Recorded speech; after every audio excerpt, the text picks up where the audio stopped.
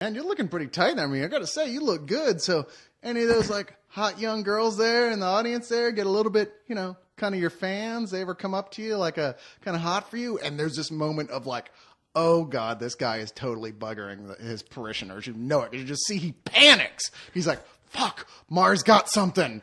And he doesn't. He's just fishing. So they kind of hung themselves. Yeah, but he doesn't actually say it, but it's like you could tell. You just tell by the way the first thing that ever threw him in the whole thing was that.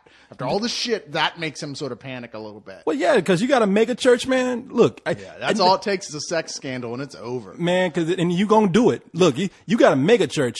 You're a rock star. That's the only thing that can end a mega church is a sex scandal. Yeah. You could do anything else. You could be caught murdering somebody. They'd be like, well, clearly you're God's assassin. Exactly. That guy had to go. But it's hard to be like, yeah, you're God's raper of 14-year-olds doesn't fly as well. Well, I mean, it doesn't even have to be 14-year-olds. I mean, it's kind of like, hey, you're married. Look, I'm just going to say this. If you are head of a mega church, you better be strong or single, because you're going to be a rock star. You're going to have, even God's tools have groupies. Yeah. You know what I'm saying? And you're going to have Christian ass being thrown at you from all about. I've been thinking about opening up a mega church and getting caught in a scandal, just leaving with my money, just saying, fuck it, I didn't want it anyway.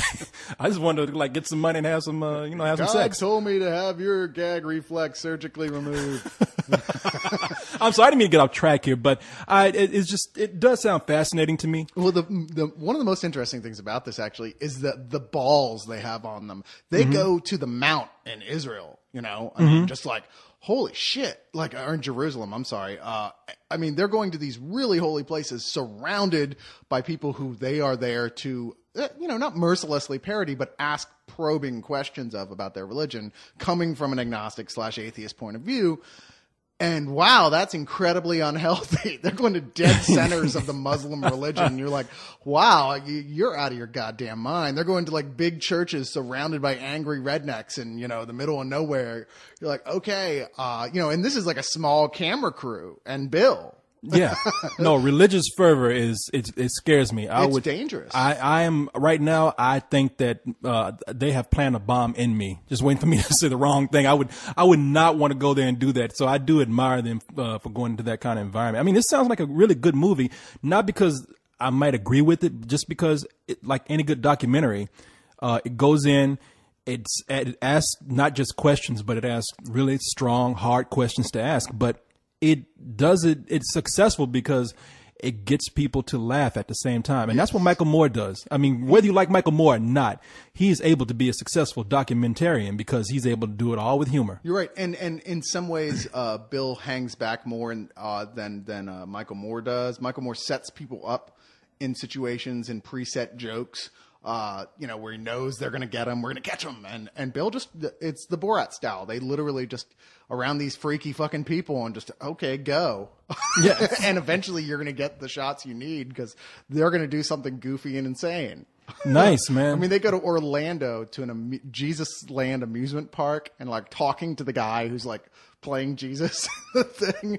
And, the guy, he means well, I'm sure he's a nice guy, but he doesn't have a clue what he's fucking talking about. I mean, one of the biggest things this movie points out is not one of these crazy people know what's in the goddamn Bible. Bill's sitting there quoting directly from the Bible and they're like, Is that what it says? It's like, are you supposed to be a religious leader?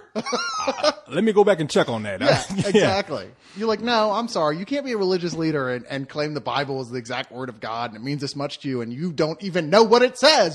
Sorry. Game over. Goodbye. Do they go and talk to any of those big... Here's some lovely heaven consolation prizes for you. Here's some macaroni and cheese. Yeah. Do they go and talk to any of the black evangelists? Because that's what I grew up with. Yeah, well, the big rich evangelist guy they talk to is a black evangelist. Like the ones, the black evangelists with the perms and the gold teeth. He looks like he's losing his hair a little bit, so not much with the perms, but he's just covered with bling. Yeah, of course. That's what I'm saying. Mr. Marr, Brother Marr, let me tell you. Yeah, all that kind of, that's the kind of shit I grew up with. His crucifix was like twice as big as it already is. He would have been a gangster. Yeah, it's getting hard to tell like the black evangelists from the rappers now. Yeah, it's just as much bling, just as much crime. And they both rap. Yeah, that's true. They get up there, he's rhyming and and robbing. Yeah, rhyming and robbing. Yeah, it's the same shit. They're both gangsters. So, yes, man, yeah, that's you've kind of sold me on this. Do you think this is going to be successful because it looks like it's hitting the mainstream a lot stronger than I thought it was going to hit. They're pushing hard for it to go. He was on The View. Can you believe those bitches on The View let him on? So, no, I know that is unbelievable. And then Eric got him off. I'm sure Whoopi Goldberg was the one who's like, "This is going to be awesome." Yeah. I'm going to tell them it's an intelligent documentary about religion and looking from all sides, which it's not. Yeah. It's intelligent, sure.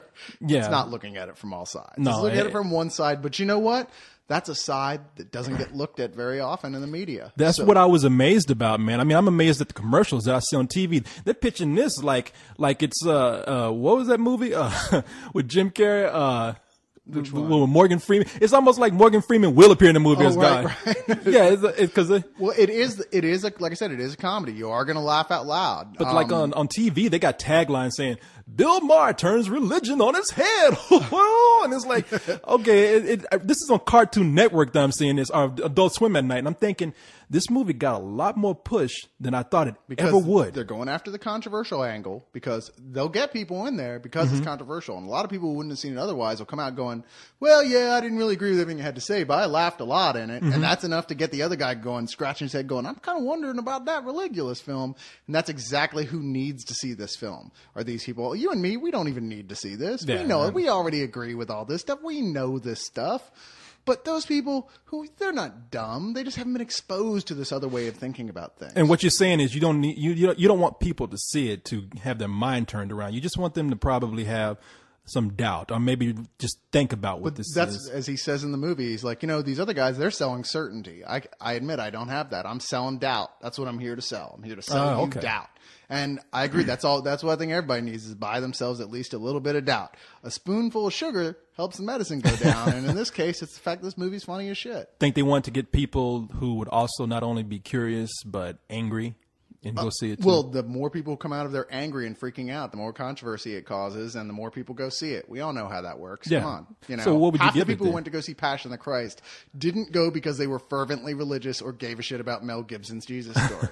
They went because they heard it was like wildly offensive to some people because of all the blood and gore and yada yada, and they wanted to see if they were going to be offended. Yeah, I heard it was the best movie since Friday the 13th. So that's why I went to go see it. Yeah, you wouldn't have seen it if gone out of your way to see it if you just like, yeah, Mel Gibson. It's a new Texas Chainsaw Massacre. I was like, yeah, I'll be there, sure. Exactly. But so what would you give this movie then? Oh, full price. Full price? Yeah, unreservedly so. No, I mean, like I said, that comes from my point of view. I've seen stuff like this that was more direct-to-video type of things, but it wasn't funny. It wasn't really clever. This isn't teaching me anything I didn't already know. But then again, I'm kind of devoted to this type of stuff. I like studying skepticism and that sort of thing. I think there is a lot here for people who are hovering on that edge of uncertainty, though. Okay. Kind of like the way I did for you several years ago.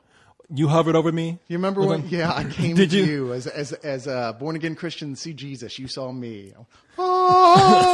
Korey Coleman, you will doubt. Is that what? Wait, you sound like I was make me a sandwich. You make it sound like you came to me and made me have the beliefs that I have. Like you the one that changed me. I was twisting at the edges. I was just throwing in little bits of salt into wounds that were already open. The true story is I was in bed and he came in hovering over me while I was trying to sleep. And what he was doing there, I don't know. The next day you were like, "Ow, my ass got." I know he was trying to give me doubt about my sexuality. You will believe in Cyrus's penis. Well, my college years were wild. Well, I'll tell you what. Let's start that mega church. So, get laid. I'll show you how much doubt I have. You already had that church. The Church of Korey Coleman. Come, ladies. It's called spill.com.